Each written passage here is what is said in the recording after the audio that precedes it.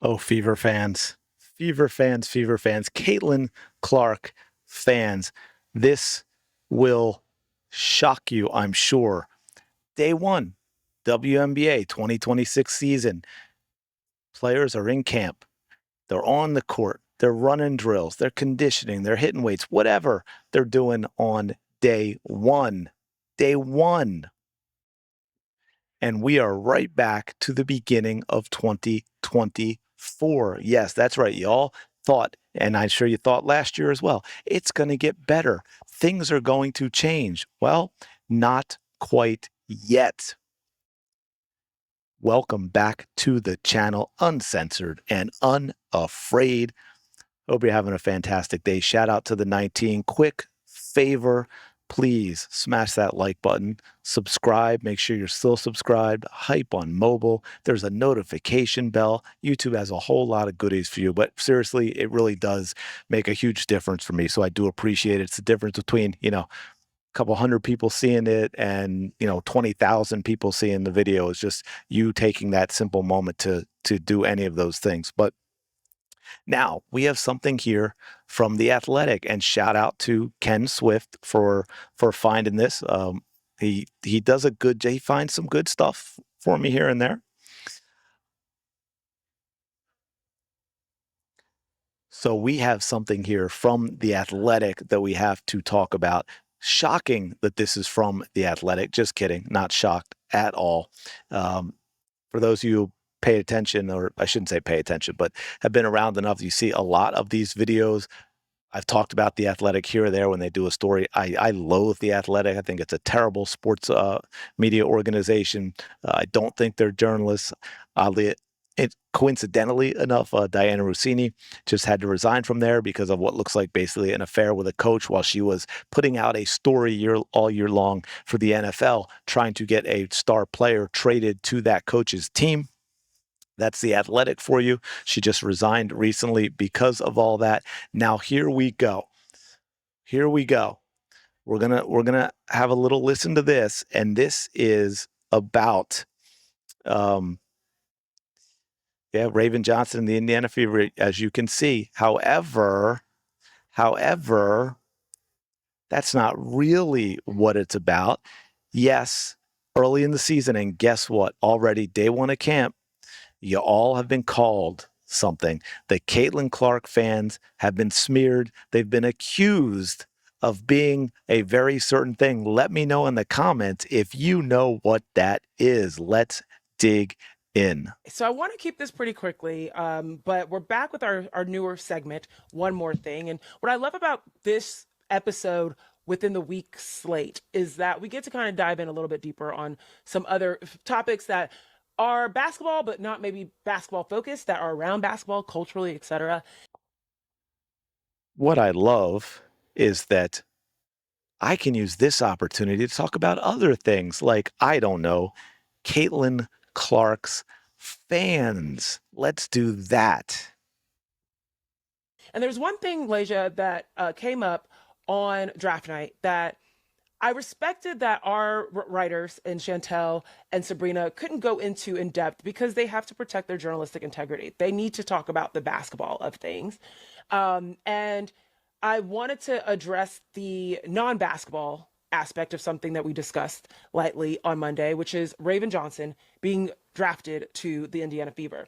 And I really appreciate Sabrina Merchant breaking down why there was already some vibes, some tension between, or in the storyline of Raven in connection to the Indiana Fever, but particularly to Caitlin Clark. And you guys can go back to listen to the episode. But basically, Raven Johnson and Caitlin Clark met up in the NCAA tournament.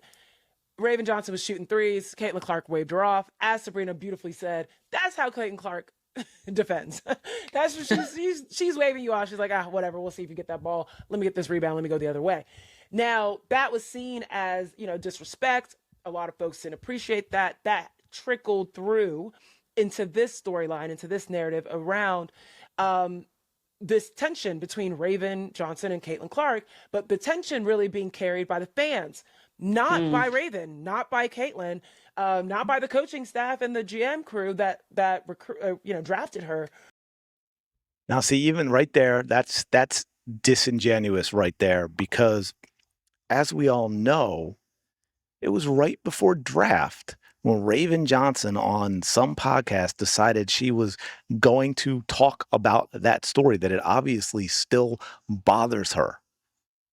It is still a problem for her that she hasn't gotten past. And then she's like, oh, but but basically God, because Raven's the superior one here. She's the morally superior one in this story. So God rewarded her the very next season by beating that team, right? We beat that girl the next year.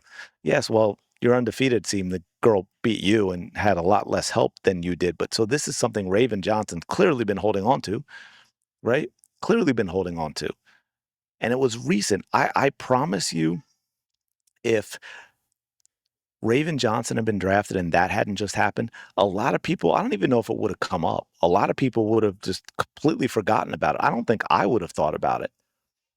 I would have done exactly what I did, and I would have broken down why this is a terrible draft pick for the Indiana Fever in the first round, considering their needs and what other players were available, which, by the way, is what almost everyone was talking about except Raven Johnson fans. Let me rephrase that. Caitlin Clark fans were talking basketball.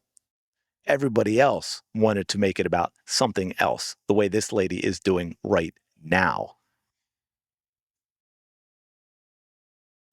Drafted Raven to Indiana. But I wanted to expound upon it just slightly because in that conversation, we could only speak really about the basketball of it. But let's be real. There are racist comments being hurled at Raven Johnson. And there you go, folks. Didn't take long, did it? Day one of training camp, and we've just got it right out there in the open without a doubt. No need to be confused. That's you. That's who she's talking about. Just smeared an entire fan base because people are upset about the basketball of drafting Raven Johnson. Good job, Athletic. Love that journalistic integrity. Now I know, oh, but this is an opinion. Yeah, great. It's an opinion show. It's still the same nonsense we've been dealing about without proof in any way, shape, or form. Just throwing it out there again. I'm gonna get worked up, so I'm just gonna go right back to letting her continue to implode.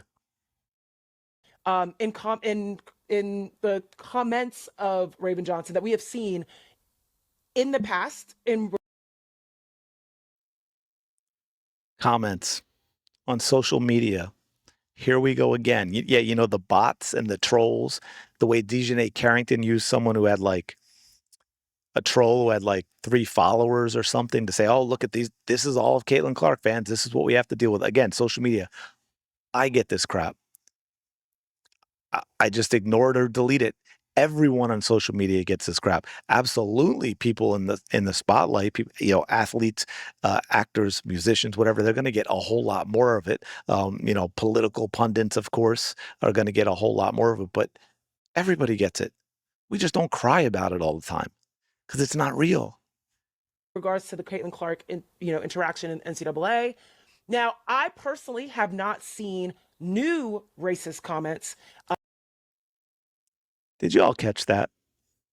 This whole diatribe smears y'all with the R word, using the Raven Johnson being drafted as the excuse, and then actually says, well, I haven't actually seen any from now. There were some from 3 years ago. There were those trolls 3 years ago, which means all of Caitlin Clark's fans now are the same thing. They're all ours. Wow. People, can you feel me just like losing my energy as I do this video? It's exhausting. These people are exhausting. Open the asylums, round them up, put them in. They're not well. Mainly because I don't go looking for them, but I am Mm, not going It's actually because they don't exist. to deny their existence, as many people yeah. have said they exist. Um, but I can only imagine, though, seeing what I had seen in that interaction when she was in college a young woman just trying to play basketball. Mm-hmm. Um, that concerns me. And I know a lot of folks have, gone to communicate this is crazy. Raven Johnson being drafted to a fan base that supports Caitlyn and in the past has defended Caitlyn in a harmful way. I don't even know what to do at the end of it. Defended Caitlyn in a harmful way. Her fans defended Caitlyn in a harmful way. How dare the Indiana Fever draft a player who played on a different team than Caitlin Clark in college? Because feelings, these people are, I just said, open the asylums. These people are actually nuts. She's nuts. She's a useful idiot, is what she is. She only has a few things she can hold in her brain. A few, I wouldn't even call them thoughts because she's just repeating what she was told.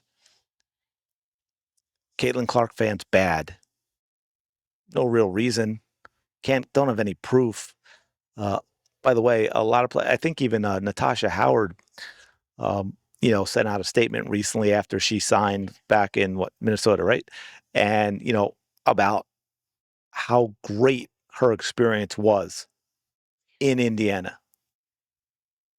Now I know they could core, but Kelsey Mitchell could have gone if Kelsey Mitchell wanted to go. Aaliyah Boston just signed a 4-year contract. Ariel Powers has had nothing but positive things to say about her time in Indiana. It's all a lie. It's all a fake narrative because that's all the old guard WNBA has. It's all activism all the time, and they hate this girl for being this good and being this popular, period. Let me know your thoughts in the comments below. Appreciate you checking this out. As always, smash the like button, subscribe. I will talk to you later.